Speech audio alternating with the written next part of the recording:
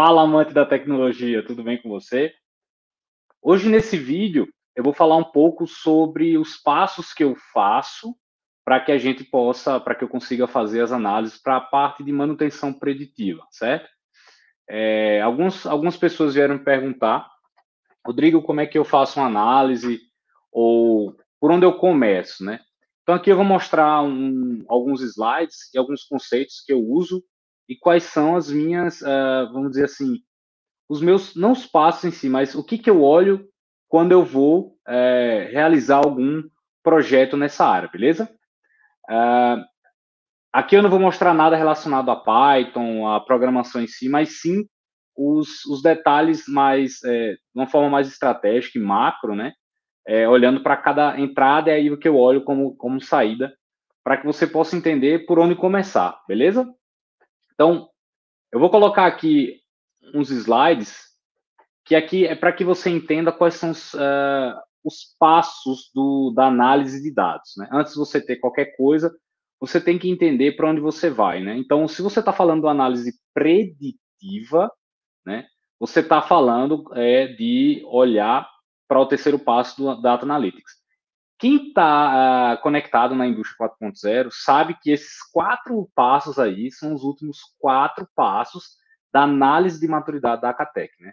Os 2 primeiros são a computadorização e a conectividade, e a partir quando você tem os dados, a parte de conectividade funcionando, você começa a ter os dados para você poder fazer essas perguntas ali, o que aconteceu, que é na parte de análise descritiva, por que aconteceu, que é análise diagnóstica, né, entender o porquê ali, o que vai acontecer, que aí é a predição, né, e depois o que você deve fazer, que é a prescrição. Às vezes você sabe o que vai acontecer, você coloca uma ação, automaticamente ou não, para que você possa evitar com que aquilo aconteça, tá? Então, a indústria 4.0, então, pega esse espaço do Data Analytics para poder formar a sua própria base, né?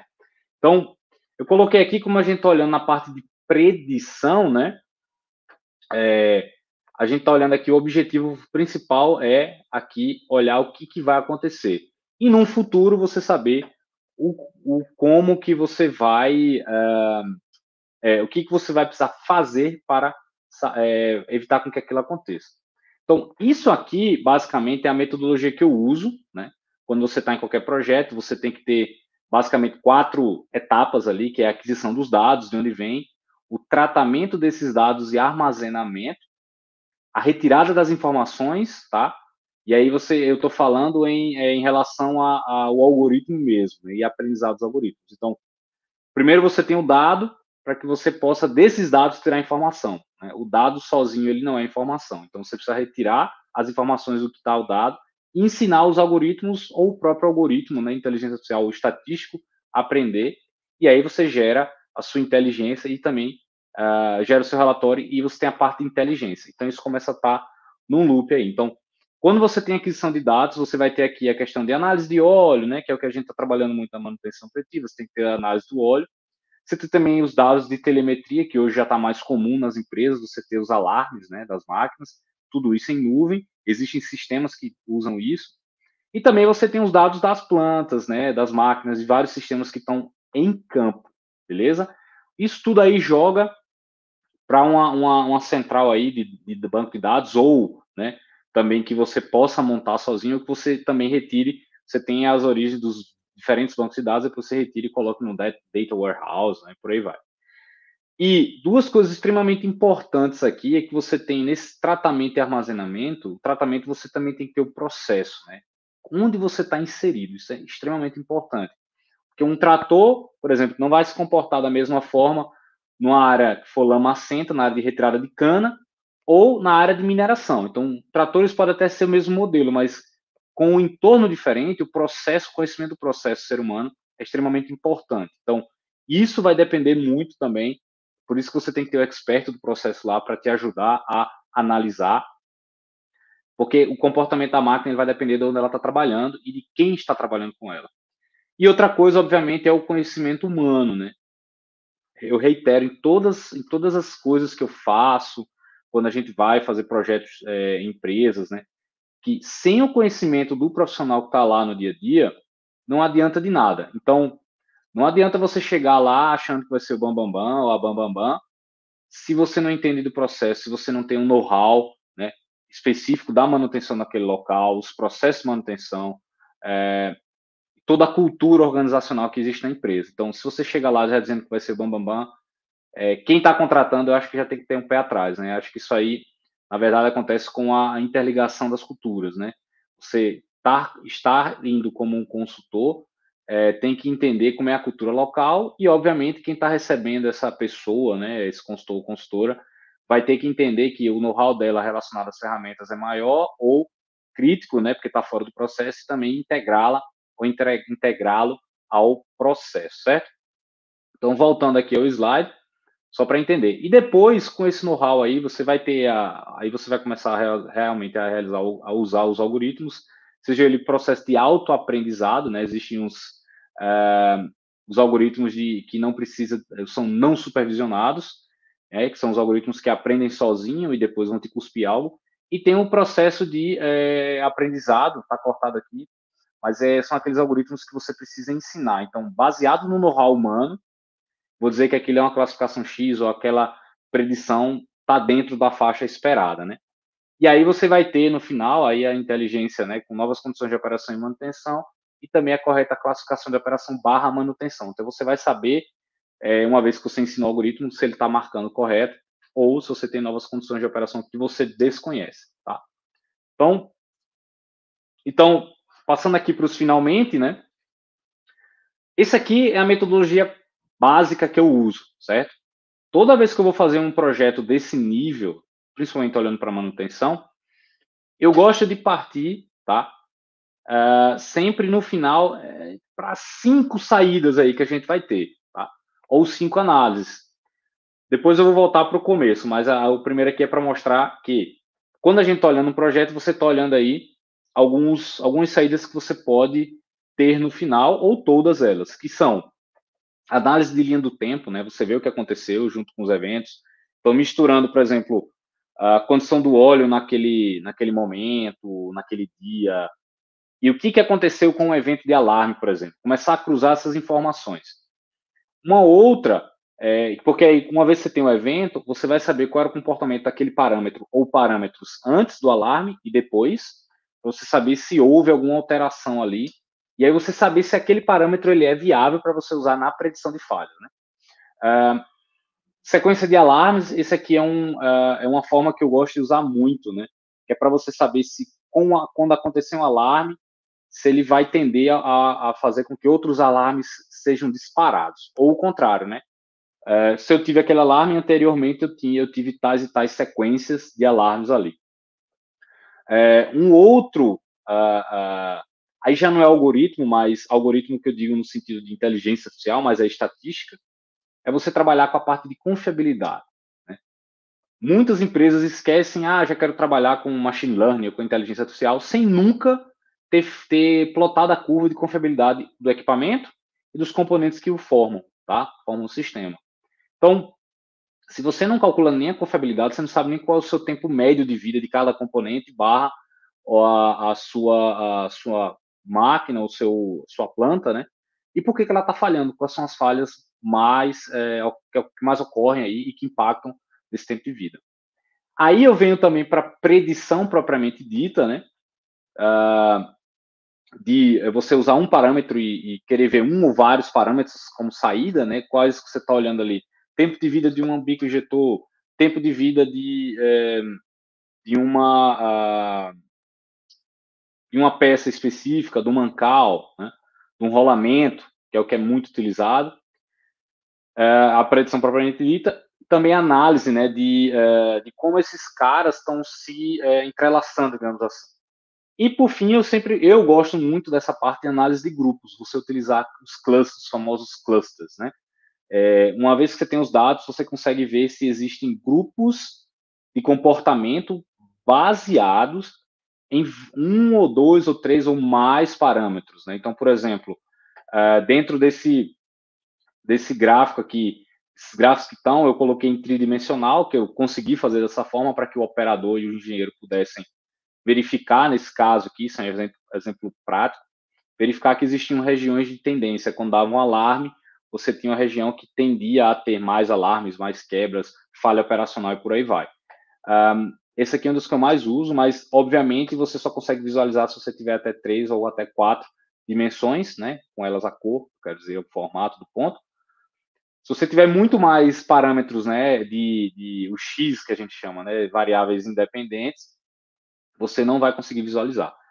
Mas, no final das contas, o que vai retornar para você é uma região, né? Região de falha operacional, região de muitos alarmes críticos, região de tendência de elevação de alarmes e por aí vai. Então, esses são os 5 básicos aí que eu olho, né? As saídas para os parceiros que a gente faz os projetos. E ao final, sempre você vai ter uma interface que vai conseguir colocar tudo aí junto para que você tenha já a predição, né? E, obviamente, através dessa interface, você consegue colocar os parâmetros de entrada, a padronização dos dados, para que você possa imputar manualmente ou através de um arquivo e cuspir na tela aí os gráficos, digamos assim, né? Não só os gráficos, mas também o tempo de vida, ou aquilo que você está tentando prever, tá? Então, assim, são 5 aí o sexto com a interface para você ter tudo isso dentro de um programa para que o engenheiro, o analista, o operador, o técnico possa analisar da melhor forma sem precisar olhar o código, né? E aí, voltando, indo para a parte primária aqui, antes dessas análises aqui dos 5, né? Você tem 3 passos fundamentais aqui, que é olhar a sua base de dados, tratar a sua base de dados e fazer, primeiramente, análise de custos, né? Eu gosto de utilizar análise de custos porque a gente vai saber o que está doendo mais para aquele processo, para aquela máquina, para aquele, digamos assim, para aquele plano de manutenção. Então, quando a gente consegue vincular os custos, é a melhor forma porque você sabe onde é que vai impactar mais. Então, você consegue focar melhor aquilo que está dando problema ali, principais causas lá, o nosso amigo Pareto 80/20 aí, para que você possa priorizar e aí atacar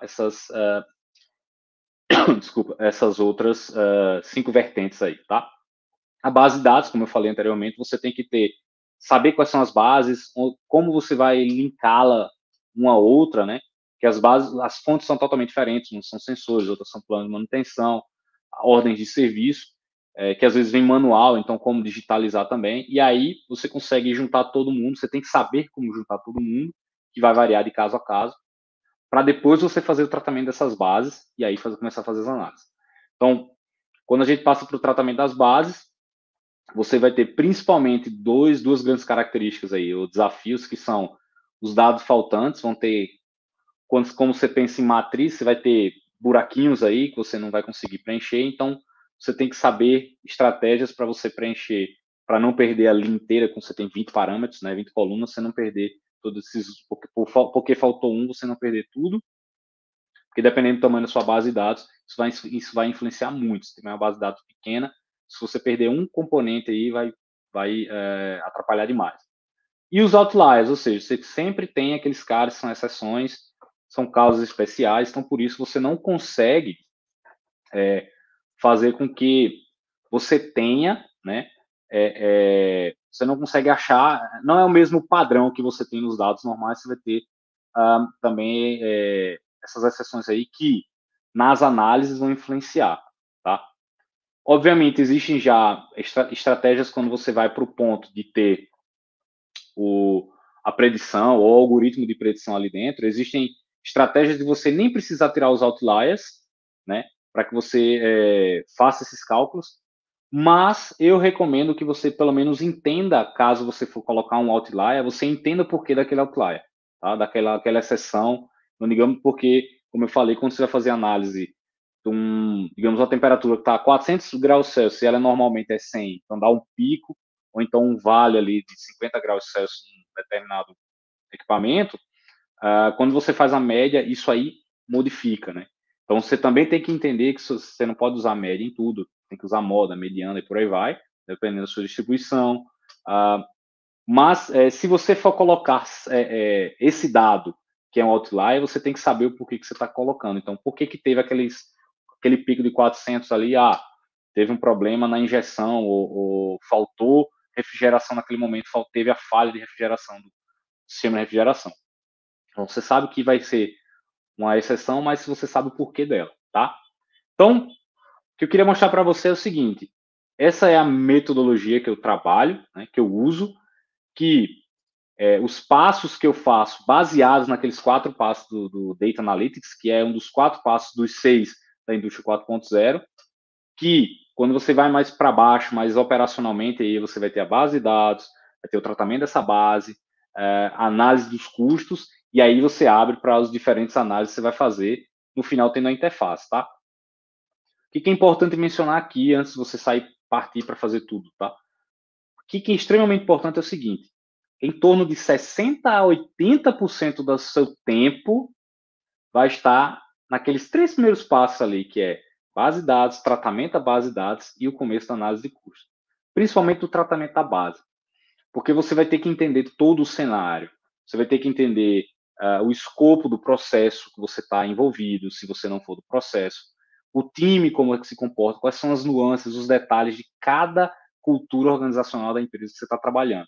Então, se alguém te pergunta, eu já tive muito disso aí, muita pressão, assim, porque não está saindo o algoritmo, calma, que a gente está tratando os dados.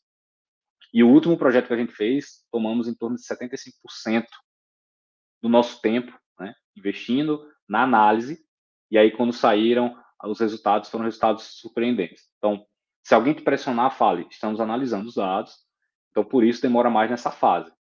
Beleza? Espero que você tenha gostado. Se você tiver algum comentário aí, né, sobre esse vídeo, coloca aqui, né? Se tiver alguma dúvida, coloca aqui para a gente ajudar. Não se esquece também de se inscrever no canal, de dar um like e compartilhar esse vídeo aqui, porque eu sei que você tem pessoas e colegas de trabalho, amigos, que estão também enfrentando algumas situações de dificuldade nesse sentido, de nem saber para onde ir. E com isso, você ajuda esse seu amigo ou amiga aí, ou colega de trabalho, e todo mundo sai ganhando. Beleza? Espero que você tenha gostado mais uma vez, espero que tenha gerado valor para você e espero você então no próximo vídeo.